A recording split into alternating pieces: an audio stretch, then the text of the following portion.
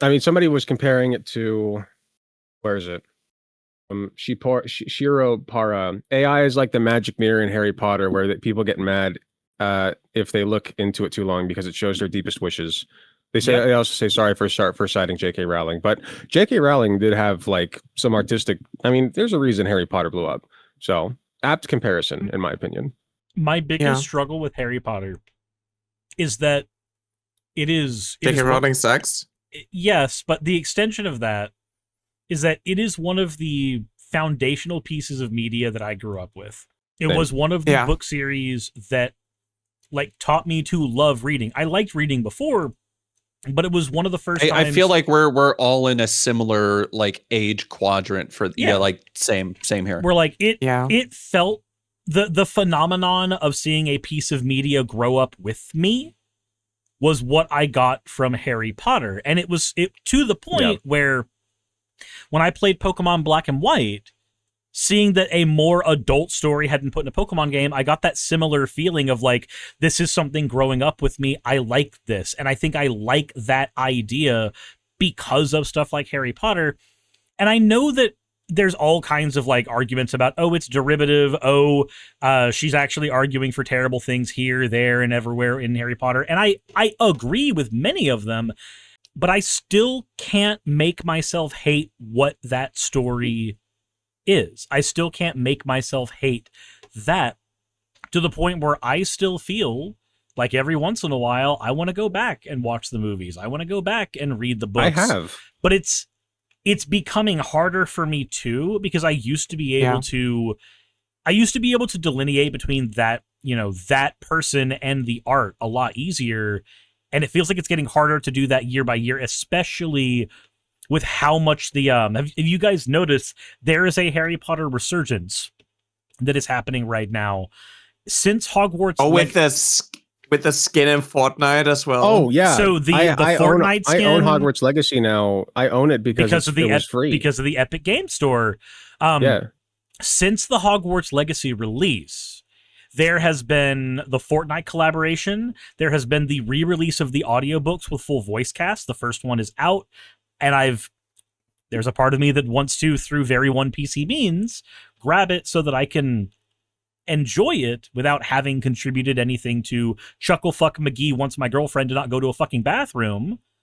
And then we're getting the HBO re-release of the Harry Potter series, which is going to be, I don't know if it's going to be good or not, but I know that J.K. Rowling was pissed that we had a black Snape, so neat.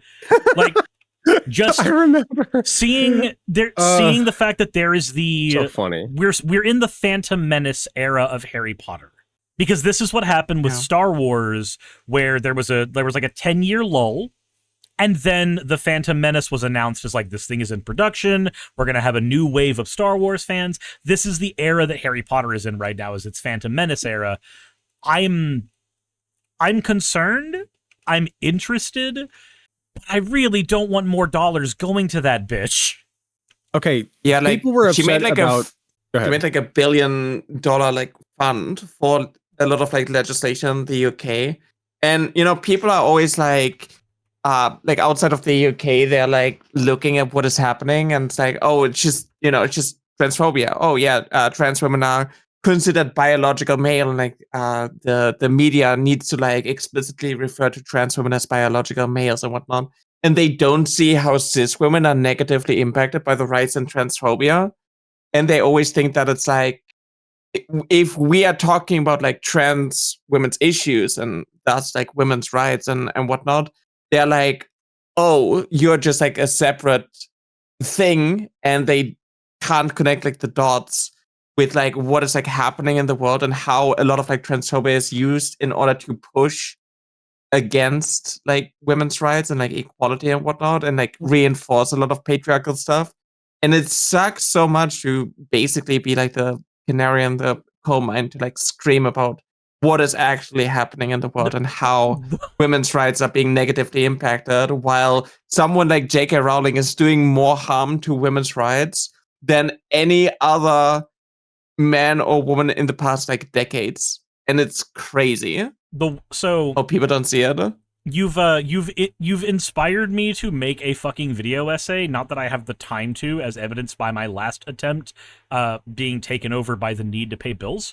But you've inspired me almost to make a video essay that begins with the phrase, "The worst thing about being the canary in the coal mine is that the canary dies." Yeah. Wow. I was gonna say, I'm always taken back to the scene in Harry Potter where boys try to go into the girls' dormitory and then the stairs turn into a slide. Mm-hmm. And in my head, I'm just like, but that doesn't happen when girls go into the boys. Mm-hmm. And I never got over that, because what you're teaching kids is that boys are naturally predatory. You know, and that's so something you that, teach like, kids this lesson.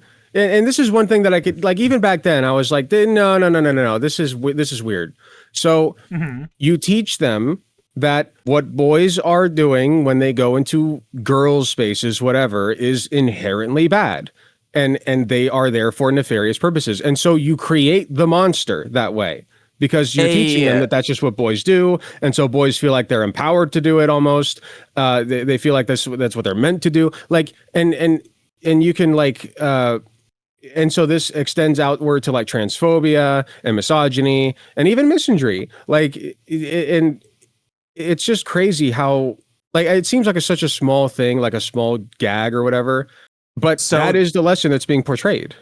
the basis for, like, turf rhetoric, or one of the main bases, is basically, like, if you're male, you have, like, you're biologically, like, destined to be, like, a predator, and this makes out, like, the patriarchy to be something like a natural fact, something you can't do about it. And if you're female, you're biologically determined to be a victim. So what happened with, like, UK, there was like the girl guiding situation, which is like the Scouts but for girls, and they were recently forced to ban trans girls, which they haven't acted on.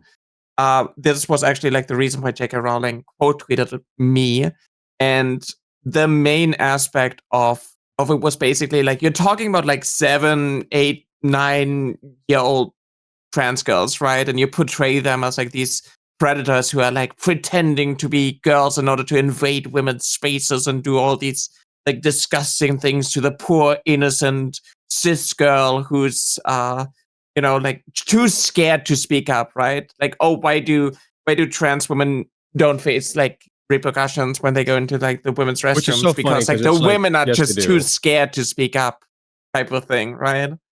And a lot of it is literally like this. It is this weird, like, I have suffered and you're the one who is making me suffer. You're, like, part of the problem, and you're trying to take this suffering away from me, or, like, you claim the label that I linked to, like, female suffrage and whatnot. And I've been, like, the more I think about it, like the turf brain, the more I kind of delve into that. They are just, like, they need therapy, because what it is a lot of times it is simply a deep-seated fear of men, and it's not a healthy one, because you look at the way that they talk. Not all men, right? Hashtag Yeah. not all men. Not all men. it's- The men who And are also they'll try to turn it around on they're us. fine. Right, and they'll try to Right, turn it the around on men- us and be like, well, what are you arguing, that, like, that women don't deserve access to safe spaces away from men? And I'm like, well, no, but, like, if you're in the presence of a man and that man is not hurting you, but you are nonetheless, like, scared of that man, that's a problem, right? Like, it is crazy. It is insane to me that, like, TERFs are more okay with, abusive men invading women's spaces because they think that there's, like, a trans woman inside, and they go in there to, like, harass women, or to have, like, men check the genitalia of, like, random women to make sure that only the real women, like, they're okay with this. They're literally okay with this, instead of just, like, allowing trans women without issues to go into the women's restrooms. Do you think men, when they, like, follow who they think are trans women in the bathrooms, they got, like, the Shrek 2 I Need a Hero playing in their head?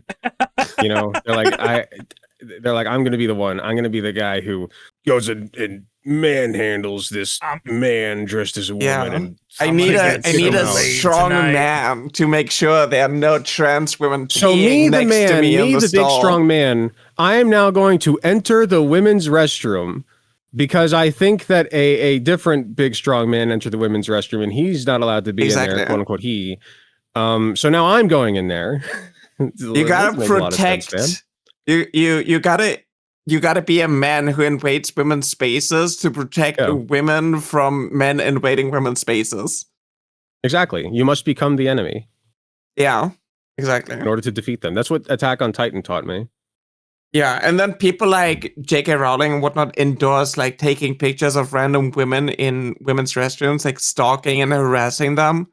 And you have like people like Graham Linehan, who is also like some weirdo who used to be like an award-winning like a TV show writer and is now just like obsessively harassing like trans women people, so much me. I lost my wife. Be proud of me, Dad. Graham Linehan, is that how you pronounce it? Graham Linehan? Yeah. He blocked me recently.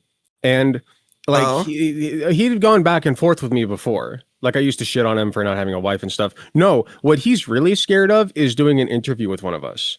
That's when he blocked me. When I said, hey, Graham, come on the show for an interview sometime. Because he said before, like, I will never stop doing interviews. I love interviews. And so I'm like, hey, Graham, I'm open to doing an interview with you. I'll interview the shit out of you. Come on. And he blocked me straight up. What? And I'm like, Brianna Wu approach, I see. Yeah. He shared like the fake Discord chat logs, and I called him out twice. And I like the second time I called him out, I was like, I already like showed you proof that it's like fake, and you maliciously shared it again. And then he apologized and deleted the tweets. Yep. And it never happened. Yeah, exactly. Anyway, back to calling you a predator. Yeah, exactly. Oh no, anyway. Exactly. The same, I don't know, do you know Buck Angel? Buck Angel also called me like a pedo, and he's like I was so close to having a trans debate with him. I was so close. A transsexual female living as a man, how he refers to himself. Hey, you made it to the end. I want to give an extra thanks to the patrons who allow me to do this full time. I want to thank Aaron Rail, Astral, Britzkrieg, Jemshin, Poundini, Red Joker, Victoria, Jonas, Craig, Tarika, Fireshard, Smiling GM, John, Dren Hadamada, Creeper, Sagittarius, you know I'm not saying that last part, Valis of Sereth, Ottoman Angel, Rooster Rachel, and Fire Panda, who are all my $20 and up patrons.